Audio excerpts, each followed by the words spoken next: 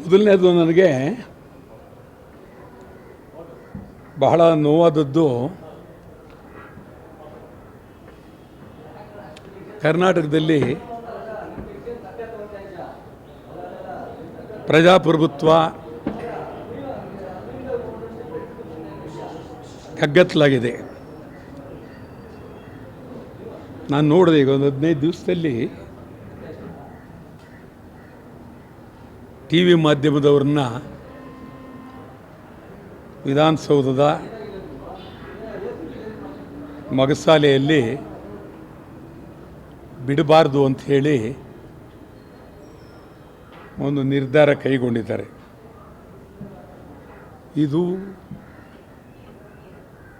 ಪ್ರಜಾಪ್ರಭುತ್ವಕ್ಕೆ ಅಪಚಾರ, ಅವಲಕ್ಷಣ. ಇದನ್ನು ಸರ್ಕಾರ ಯಾರು ಇದನ್ನು ಮಾಡಿದ್ದಾರೆ ಕೂಡಲೇ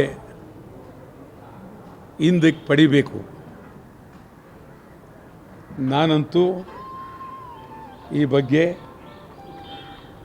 ತೀವ್ರವಾಗಿ ಮಾಧ್ಯಮದವರ ಪರವಾಗಿ ಭಾರಿ ಹೋರಾಟ ಮಾಡ್ತೀನಿ ಎನ್ನುವ ಎಚ್ಚರಿಕೆಯನ್ನು ಕೊಡ್ತೀನಿ. ಸ್ಪೀಕರ್ರವರು ಈ ಬಗ್ಗೆ ಗಮನ ಹರಿಸಬೇಕು. ವಿಧಾನಸಭೆ ನಡೆಯುವಾಗ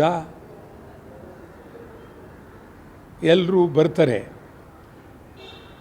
ಮಾಧ್ಯಮ ಅವತ್ತಿಗೂ ಇವತ್ತಿಗೂ ಭಾಳ ಬದಲಾವಣೆ ಆಗಿದೆ. ಮೊದಲು ಕ್ಯಾಮ್ರಾ ಇರ್ತಿರಲಿಲ್ಲ. ವರದಿಗಾರರು ಎಲ್ಲ ಕಾರ್ಯಾಲಯಕ್ಕೂ ಹೋಗ್ತಾಯಿದ್ರು, ಎಲ್ಲರನ್ನು ಕೇಳ್ತಾಯಿದ್ರು.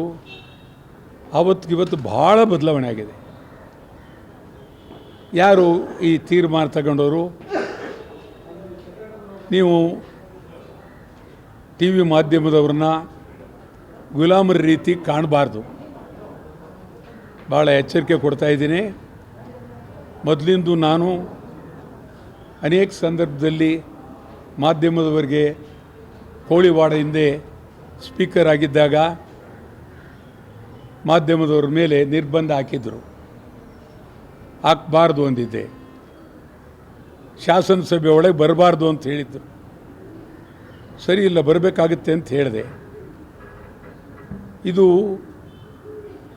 ಒಂದು ರೀತಿ ಪ್ರಜಾಪ್ರಭುತ್ವವನ್ನು ಅಣಕಿಸ್ದಂಗಿದೆ. ಒಂದು ಸ್ಪೀಕರ್ರವರು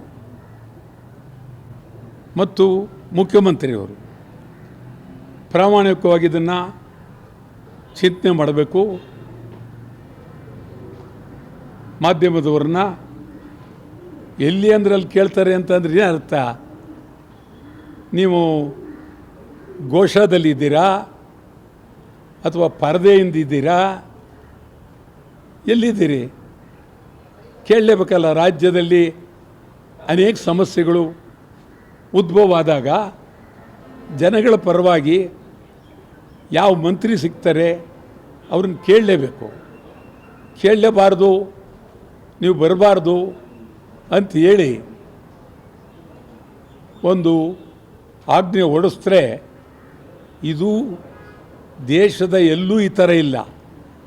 ಕರ್ನಾಟಕದ ಇಲ್ಲಿ ಈ ವ್ಯವಸ್ಥೆ ಬಂದೋಗಿದೆ. ಖಂಡಿತವಾಗಿ ನಾನಂತೂ ಇವತ್ತು ನಾನೇನು ಅಸೆಂಬ್ಲಿ ಇದ್ದಿದ್ದಂತೂ ಅದು ರೂಪನೇ ಬೇರೆ ಮಾಡ್ತಿದ್ದೆ. ಇಲ್ಲಿ ಶಾಸಕರುಗಳಿಗೂ ಏನು ಅಂತ ಅವ್ರಿಗೂ ಅರ್ಥ ಆಗ್ತಾ ಇಲ್ಲ. ಸದನದಲ್ಲೇ ಇದನ್ನು ಸಮಗ್ರವಾಗಿ ಚರ್ಚೆ ಮಾಡಬೇಕು. ಭಾಳ ಗಂಭೀರವಾದಂಥ ವಿಚಾರ. ಇದನ್ನು ಅಷ್ಟು ಸುಲಭವಾಗಿ ಬಿಡ್ತಕ್ಕಂಥದ್ದಲ್ಲ.